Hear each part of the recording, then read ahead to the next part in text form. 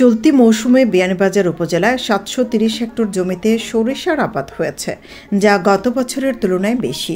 এই বছর উৎপাদনের লক্ষ্যমাত্রাও ছাড়িয়ে যাবে আশা কৃষি অফিসের। উপজেলা কৃষি কর্মকর্তা লোকমান হেকিম জানান, বিয়ানীবাজারে একই জমিতে বছরে ৩ বার ফসল উৎপাদিত হচ্ছে। আমন ধান সংগ্রহের পর জমি ফেলে না রেখে সরিষা চাষ করেছেন। এরপর আবার বোরো ধান রোপণ করবেন কৃষকরা। বছরে আমরা আমাদের সারা বিয়ানীবাজার উপজেলায় আপনারা ৭৫০ হেক্টর জমিতে আমরা সরিষার লক্ষ্যমাত্রা নিয়েছিলাম এবং মোটামুটি আমরা প্রায় ৭৩০ হেক্টর জমিতে আমাদের যে লক্ষ্যমাত্রা ছিল সেটা অর্জন করতে সক্ষম হয়েছি। আপনারা জানেন যে আমাদের গত বছরের মুড়িয়ার যে হাওর ছিল সেই হাওরে প্রায় আমরা ২০০ বিঘার মতো জমিতে এই সরিষা চাষ করেছিলাম, যেটা একবারেই একদম পতিত জমি ছিল, যেখানে শুধু ছিল বিন্না। সেই বিন্নাগুলো কেটে আমরা সেখানে সরিষার আবাদ শুরু করেছিলাম। তো এই বছরও আমরা প্রায় ওখানে আরো ৩০ বিঘা বৃদ্ধি করতে পেরেছি, অর্থাৎ মোট ২৩০ বিঘা জমি আমরা বৃদ্ধি করতে পেরেছি। অলরেডি সেখানে আমাদের ফুল চলে এসেছে, আপনারা চাইলে দেখতে পারবেন। এবং সেই সঙ্গে আমাদের বিয়ানীবাজারের যে অন্যান্য ইউনিয়নগুলো আছে সেখানে কিন্তু সরিষার এবছর আবাদ বৃদ্ধি পেয়েছে।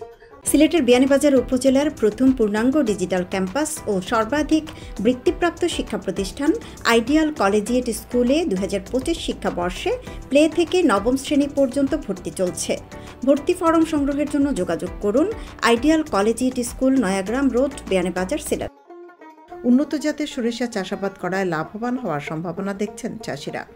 আমন ও বোরো আবাদের মধ্য সময়ে সরিষা চাষ করা যায় বলেই কৃষকদের মাঝে সরিষা চাষের আগ্রহ দিন দিন বাড়ছে জানিয়ে কৃষি অফিস জানায়, সরিষা মাঠে মৌমাছি ফুলের উপর বসলে ফুলের পরাগায়নে ফসলের পুষ্টি বাড়ে, ফলে সরিষার ফলন ২০ ভাগ বাড়ে। তাই সরিষা মাঠে মৌ বাক্স বসিয়ে মধু সংগ্রহ করার উদ্যোগ নিয়েছেন তারা। কৃষক ভাইদেরকে বলে থাকি, অনেকে এখনো কিন্তু সরিষা বপন করতেছে বীজ, কিন্তু এই সময় বীজটা বপন করলে যে সমস্যাটা হয় সেটা হচ্ছে, আমরা বলি যে ১৫ই কার্তিকের মধ্যে যদি সরিষার বীজ বপন করা যায় সেটা হচ্ছে একদম উত্তম সময়। এরপরে আমরা যতই লেট করব ততই আমাদের প্রোডাকশন অর্থাৎ সরিষার উৎপাদন কমে যেতে থাকবে এবং ওই সরিষাতে একজন জাই পোকা আপনারা বলে থাকেন, যেটাকে আমরা জাপ পোকা বলি, সেটা আক্রমণ বৃদ্ধি পেতে থাকে। এই জন্য আমরা বলি যে যত দ্রুত শর্ট ডিউরেশনের আমন ধান করা যায় এবং যত দ্রুত ধানটা কেটে ১৫ই কার্তিকের মধ্যে যদি আমরা সরিষার বীজ বপন করতে পারি তাহলে আমাদের জন্য সবচেয়ে উত্তম। এই সরিষা উৎপাদন করলে আমাদের যে কয়েকটি লাভ আছে সেটার মধ্যে প্রথম যে লাভটা হচ্ছে, আমরা যে বাইরে থেকে তেল নিয়ে আসতেছি, বিশেষ করে সয়াবিন তেল, সেটাতে আমাদের প্রচুর পরিমাণে টাকা বাইরের দেশে চলে যাচ্ছে। আমরা যদি সরিষার উৎপাদন বৃদ্ধি করি এবং সরিষার তেলটা খাওয়া শুরু করতে পারি তাহলে এই টাকাটা আমাদের বাংলাদেশে থেকে যাবে। ২ নম্বর বিষয় হচ্ছে, সরিষা চাষ করলে আপনার যে জমিতে আমি সরিষা চাষ করতেছি সেখানে আমাদের অটোমেটিক কিছু জৈব সার যোগ হয়ে যায়। আরেকটা বিষয় হচ্ছে যে, আপনারা জানেন যে সরিষার যখন ফুল চলে আসে তখন কিন্তু প্রচুর পরিমাণে মৌমাছি চলে আসে পরাগায়নের জন্য।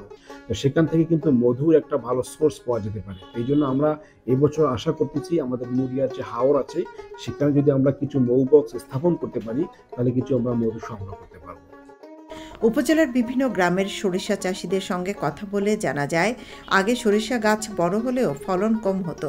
নতুন জাতের ছোট আকারের এই সরিষা সঠিক পরিচর্যায় গাছের গোড়া থেকে মাথা পর্যন্ত ফল আসছে। এছাড়া সরিষা চাষে সময় ও সেচের প্রয়োজন কম, বীজেরও কোনো সমস্যা হয় না। সব মিলিয়ে কম খরচে বেশি লাভের জন্য বোরো লাগানোর আগে সরিষা চাষ করেন।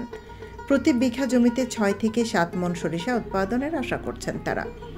অনেক জমি খালি আছে, এগুলো তো আরো বীজ, সরিষা, মিষ্টি লাউ, খিরা, শসা, অনেক কিছু করতাম টমেটো। আমরা তো অল্প অল্প নিজের সহযোগিতা নেই, অল্প অল্প আমরা করি। সরকারি প্রণোদনা পেলে সরিষা চাষ করবেন বলে জানান এই চাষি। সরকার তাই যদি আমি বীজ হয়তো আমি কিছু করবো, আল্লাহ আমার জায়গা জমি নাই, খাজনাই আমি করবো। বিনামূল্যে বীজ, সার ও কৃষকদের মধ্যে একাধিক উঠান বৈঠক করে সরিষা চাষে উদ্বুদ্ধ করছে জানিয়ে কৃষকদের যথাযথ পরামর্শ ও পরিচর্যার বিষয়ে দিক নির্দেশনা দিচ্ছে কৃষি অফিস।